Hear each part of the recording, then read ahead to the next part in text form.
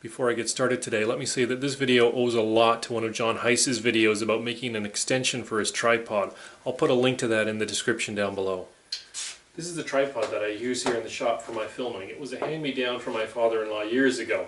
It works fine generally, but there are times when I wish it would go higher. So I've been thinking about building an extension for the top of it, like in John's video. The other problem with this tripod, and I think a lot of tripods have the same problem, is that it is a pain in the neck to make it shorter.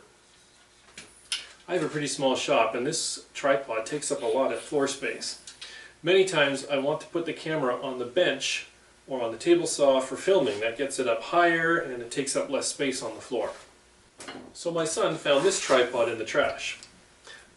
Based on the top, I don't think it was a camera tripod. It was probably maybe a lighting tripod.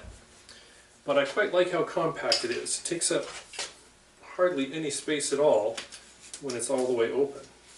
So it takes up hardly any floor space, and it's very easy to pop this up onto the saw or onto a bench. There's only one adjustment for going up and down, and so I wanted to build a top for it so that I could use it for my camera. So this is a pretty special purpose video, I admit, but hopefully you'll get some ideas out of it, like I did with John's video, that you can use in one of your own projects.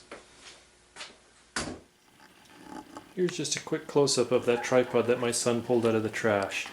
There was a little broken plastic clamp at the top, but that's gone. There's nothing now but a pipe. That's all I have to work with. These are some jig fixtures that I bought at Lee Valley. They fit standard 1/4 20 bolts, and it's going to make this project very easy to put together. So first I needed a block of wood for mounting onto the post at the top of the tripod. I then drilled 3 holes in this block. The first was a large vertical hole so that it would fit over the top of the tripod. Next was a smaller 5/16 hole across the end for attaching the board where the camera is going to be mounted. And finally, I cut a slot in the end of the block into that first large hole. I then drilled another 5/16 hole across that end so that I could fit in a bolt. This would let me tighten up that hole and therefore hold tight onto the tripod. Here's a little demonstration of how I can now clamp that mounting block tight onto the pipe at the top of the tripod. So next I took another piece of wood and cut it into an 8-inch piece for the vertical arm and a 4.5-inch piece for the horizontal camera mount.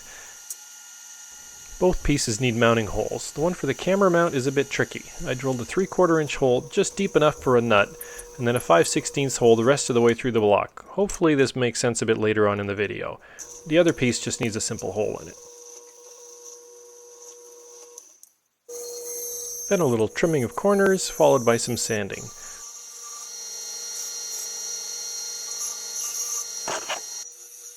The vertical arm needs a bit of a dip sanded into it on the spindle sander. I'll also show you this later on in detail.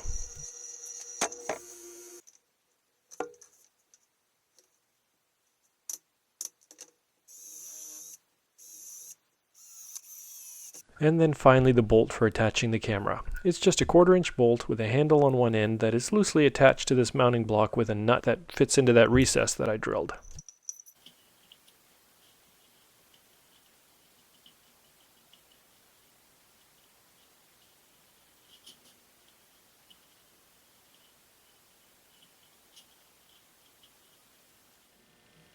So here's the finished product. Funny looking thing. Just drops right onto the tripod and you can clamp it like so. You can still pivot it left and right. It will tilt forward or back.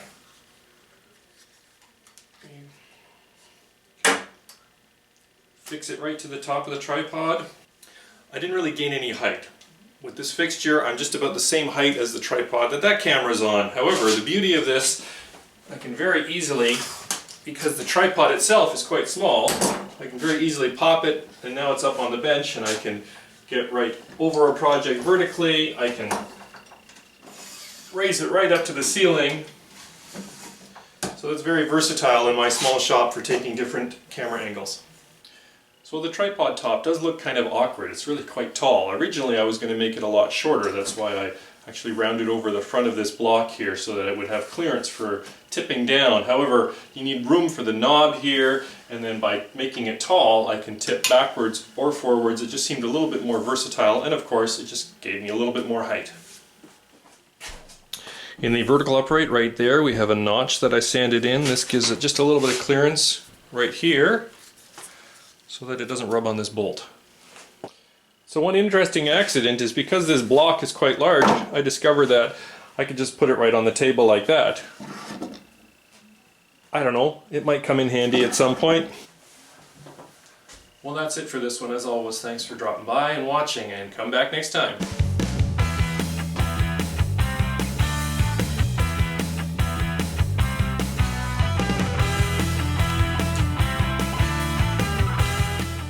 Yeah, I think that's really all there is to say.